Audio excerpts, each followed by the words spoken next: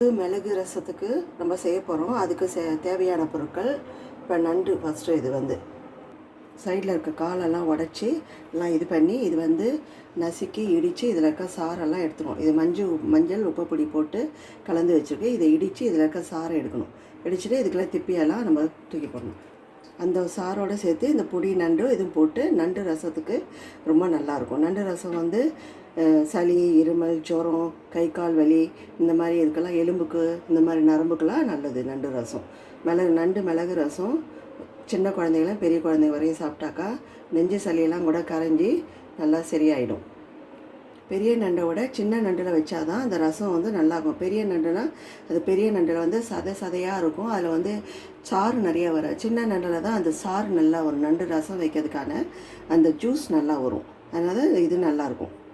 கொஞ்சம் மஞ்சள் பொடி, கொஞ்சோண்டு ஒரு துளியோண்டு வெல்லம், சீரகம், மிளகு, வெங்காயம், கொத்தமல்லி பொடிசாக சாப் பண்ணி வச்சுருக்கோம், கருவேப்பிலை, இது பூண்டு, இஞ்சி, பச்சை மிளகா, தக்காளி ஸ்லைஸாக கட் பண்ணி வச்சுருக்கோம். அதுக்கு தேவையான உப்பு, டேபிள் சால்ட் இதோ இங்கே வச்சுருக்கோம். டேபிள் சால்ட்டு இது இப்போ நம்ம மிளகு ஃபஸ்ட்டு போட்டு வறுத்து எடுத்துக்கலாம்.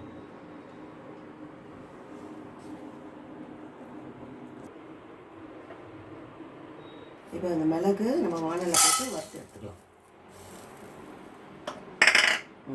மிளகு ஃப்ரை ஆனோடனே அதுக்கப்புறம் அதில் ஜீரகம் போட்டுக்கலாம். இப்போவே ஜீரகம் போட்டால் ஜீரகம் கருப்பாயிடும். கொஞ்சம் மிளகு நல்லா கொஞ்சம் வறுத்து எடுத்துக்கலாம்.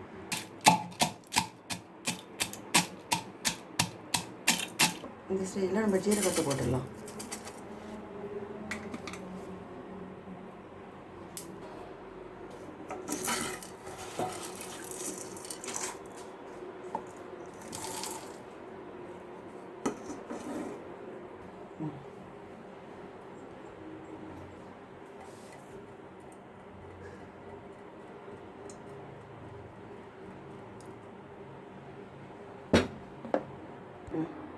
இப்போ இந்த மிளகு ஜீரகம் வறுத்துட்டு வந்தாச்சு. இதில் வந்து இப்போது இஞ்சியும் போட்டுடலாம். இஞ்சியும் போட்டுட்டு இந்த பூண்டு ஒரு 5 பல் போட்டுக்கலாம். பூண்டு ஒரு 5-6 பல் இதில் போட்டுக்கலாம். வெங்காயம் வந்து ரொம்ப போடணும் இல்லை, ஒரு 4-5 வெங்காயம் போட்டால் போதும். போட்டு இதெல்லாத்தையும் இப்போ அரைச்சிட்டு வந்துடலாம். பொடி பண்ணிட்டு வந்துடலாம். இப்போது பவுடராக அரைச்சிட்டு வந்துடலாம்.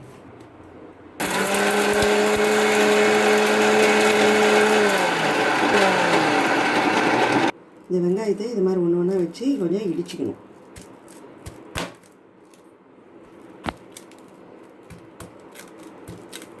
வெங்காயத்தை இது மாதிரி இடிச்சிக்கணும். இது மாதிரி வச்சு இடித்து நம்ம ரெடி பண்ணி வச்சுக்கணும். இது மாதிரி இப்படி இடித்து வச்சுக்கணும். இது மாதிரி பச்சை மிளகாவை இதே மாதிரி இடித்து வச்சுக்கணும். இந்த மிளகு, ஜீரகம், பூண்டு, கொஞ்சோண்டு ஒரு 4 வெங்காயம் போட்டு இது கிரைண்டரில் மிக்சியில் போட்டு நல்லா மிக்ஸ் பண்ணி அரைச்சி வச்சுருக்கோம்.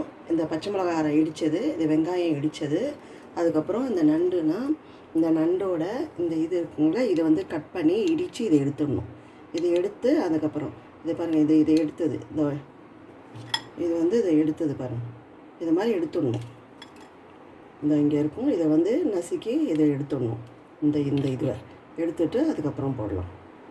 இது வந்து வேஸ்ட்டு தான் இது, அதனால் இதை எடுத்துடலாம், இடித்து எடுத்துடலாம்.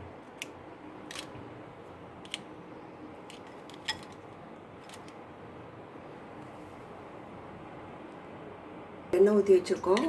எண்ணெய் காஞ்சி வச்சு இதை வந்து நம்ம போட்டுடலாம்.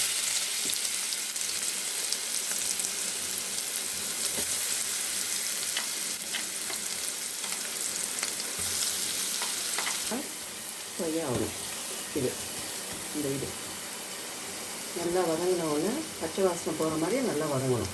மிளகு, ஜீரகம், பூண்டு, வெங்காயம் போட்டது. இப்போது நம்ம இந்த ஸ்டேஜில் பச்சை மிளகாய் போட்டுடலாம். இந்த இடித்து வச்சுருக்கோம் வெங்காயம், இந்த வெங்காயத்தையும் போட்டுடலாம். கொஞ்சம் கருவேப்பிலை கொஞ்சம் போட்டுடலாம்.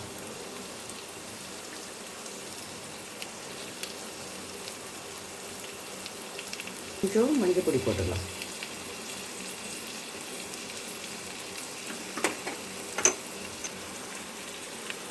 இப்போ இந்த டேபிள் சால்ட் எடுத்து வச்சுருக்கோம். இந்த டேபிள் சால்ட்டை 1 டீஸ்பூன் உப்பு போட்டுடலாம். கரெக்டாக இருக்கும். இந்த தக்காளி பழம் ஸ்லைஸாக கட் பண்ணி வச்சுக்கோங்க. இந்த தக்காளி பழத்தையும் போட்டு நல்லா வதங்குற அளவுக்கு போட்டுடலாம்.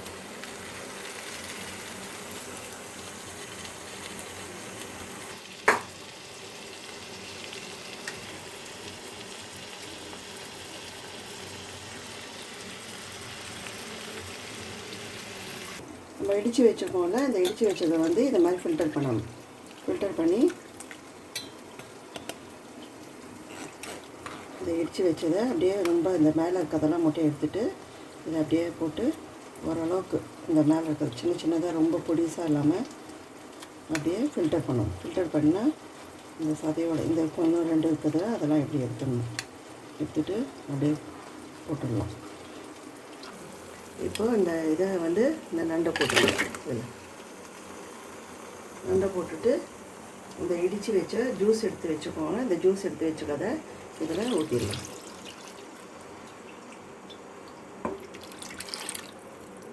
அந்த பொடியெல்லாம் இருக்காது. இடித்த அந்த இதை கொஞ்சம் நண்டை வந்து நான் மிக்சியில் போட்டு அரைச்சி அதையும் சேர்த்து ஜூஸ் எடுத்து இந்த மாதிரி நண்டு இது வந்து கடல் நண்டு அப்படியே ஃபில்டர் பண்ணி அதையும் நம்ம இதில் அப்படியே போட்டுடலாம்.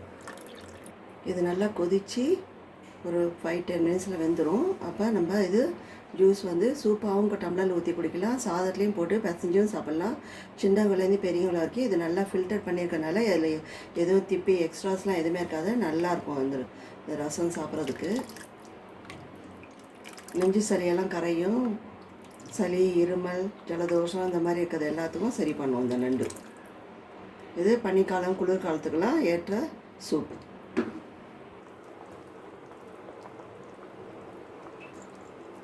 இந்த ஸ்டேஜில் நம்ம வந்து வெல்லம் போட போகிறோம். வெல்லம் ஒரு துளி போட போகிறோம். அதுக்கப்புறம் கருவேப்பிலை கொஞ்சம் போட்டுடலாம். அப்புறம் கொத்தமல்லி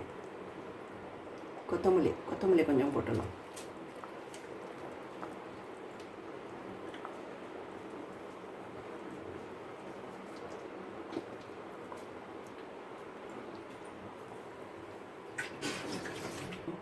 இப்போ நமக்கு நண்டு ரசம் ரெடி ஆயிடுச்சு. இது பண்ணிடலாம். நம்மளாம் வெந்துடுச்சு. இது நண்டு ரசமாகவும் சாப்பிட்லாம், சூப்பாகவும் சாப்பிட்லாம். சாப்பிட்றதுக்கு சின்னவங்கலேருந்து குழந்தைங்க வரைக்கும் சாப்பிட்லாம். இதில் இருக்க திப்பி, இதில் இருக்க எக்ஸ்ட்ராஸ் அந்த இருக்குங்கள அதெல்லாம் நல்லா ஃபில்டர் பண்ணி எடுத்ததுனால இது வந்து சாதத்தில் போட்டு சாப்பிட்லாம். டம்ளரில், கிளாஸில் ஜூஸு சூப்பாகவும் சாப்பிட்லாம். நல்லாயிருக்கும் சாப்பிட்றதுக்கு. இது நண்டு ரசம் உடம்புக்கு ரொம்ப நல்லது. இப்போ கடுகு போட்டு நம்ம தாளித்து போட்டுக்கலாம். இப்போது இதை வந்து நம்ம தாளித்து போட்டதை இதை போட்டுடலாம். இப்போது தாளித்து போட்டு நண்டு ரசம் ரெடி ஆயிடுச்சு. இது சாப்பிட்றதுக்கு நல்லா டேஸ்ட்டாக நல்லாயிருக்கும்.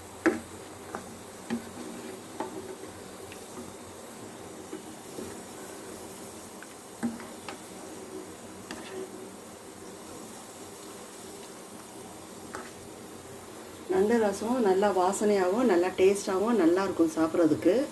இது எல்லோரும் இது மாதிரி செய்து ட்ரை பண்ணி பாருங்கள். லைக் பண்ணுங்கள், ஷேர் பண்ணுங்கள், சப்ஸ்கிரைப் பண்ணுங்கள். தேங்க்யூ. அப்படியே பெல் பட்டனை கிளிக் பண்ணுங்கள். தேங்க்யூ.